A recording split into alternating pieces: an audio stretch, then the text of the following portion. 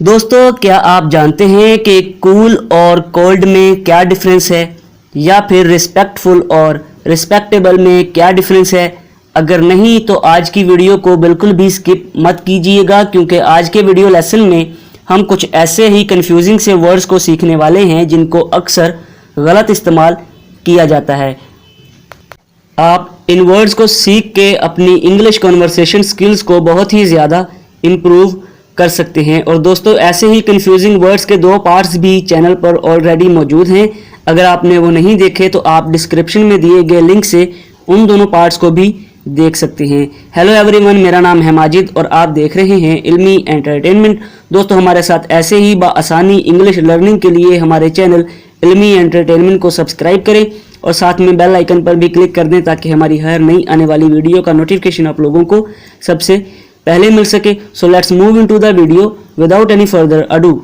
दोस्तों, सबसे पहले तो हम देखते हैं कि कूल और कोल्ड में क्या डिफरेंस है।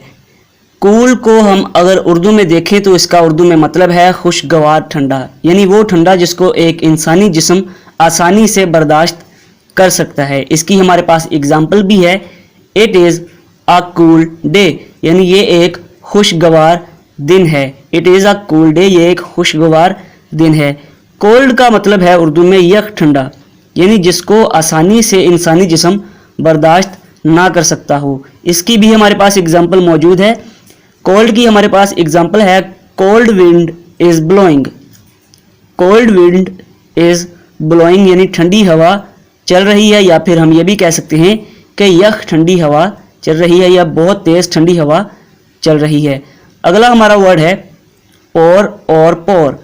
अगर प्रोनाउंसिएशन में देखा जाए तो दोनों एक जैसे ही लगते हैं, लेकिन स्पेलिंग में भी दोनों अलग हैं और दोनों का इस्तेमाल भी अलग-अलग किया जाता है।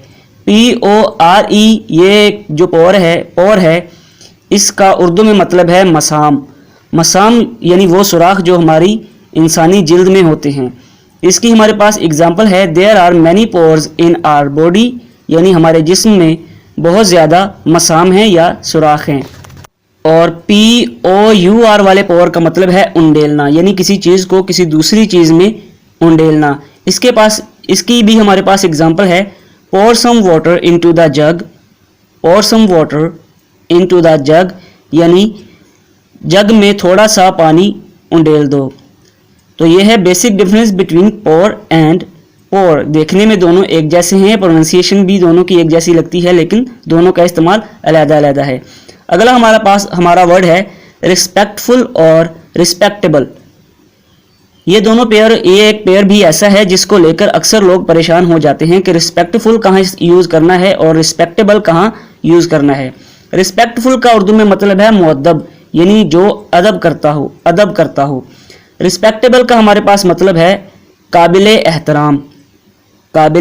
एहतराम। रिस्पेक्टफुल की हमारे पास एग्जाम्पल है, Ali is a respectful boy, यानी अली एक मुअद्दब लड़का है। और रिस्पेक्टेबल की हमारे पास एग्जाम्पल है, my teacher is a respectable person, मेरे उस्ताद एक काबिले एहतराम शख्स हैं। जी तो दोस्तों, अगला हमारा आज का पेयर है रेन और रेन। दोनों की प्रोनाउंसिएशन एक जैसी है, लेकिन स्पेलिंग में भी दोनों अलग-अलग हैं और दोनों का मतलब भी अलग है। REIN वाले रेन का उर्दू में मतलब है लगाम। इसकी एग्जाम्पल देखते हैं, रेन कंट्रोल्स द हॉर्सेस, यानी लगाम घोड़ों को काबू करती है। और RAIN वाली रेन का हमारे पास मतलब है बारिश होना। इसकी एग्जाम्पल है हमारे पास, इट इज़ रेनिंग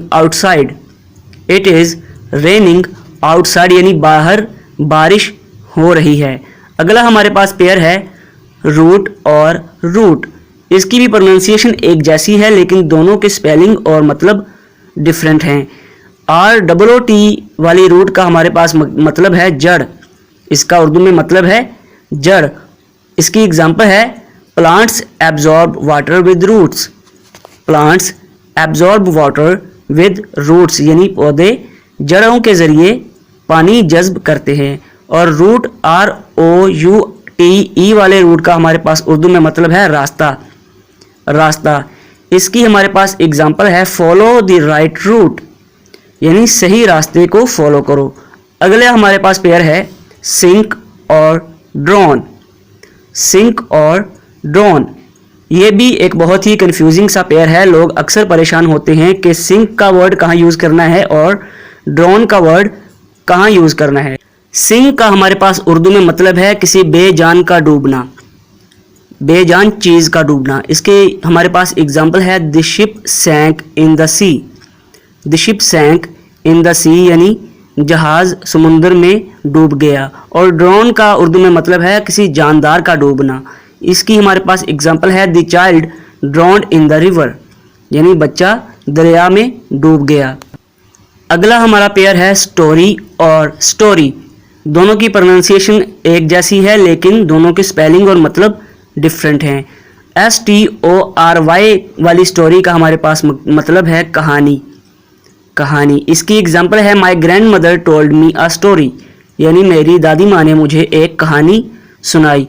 और STOREY वाली स्टोरी का मतलब है मंजिल, मंजिल। जो घरों में अक्सर मंजिलें होती हैं। इसकी हमारे पास एग्जाम्पल है this house has 3 stories.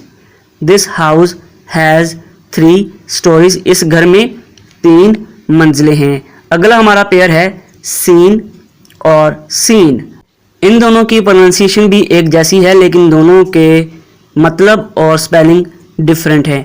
SCENE वाले सीन का मतलब है मंजर और इसकी एग्जाम्पल है this scene is very beautiful.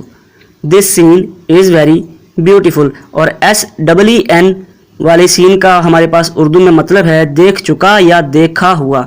ये सी, सॉ और सीन, ये सी की थर्ड फॉर्म है।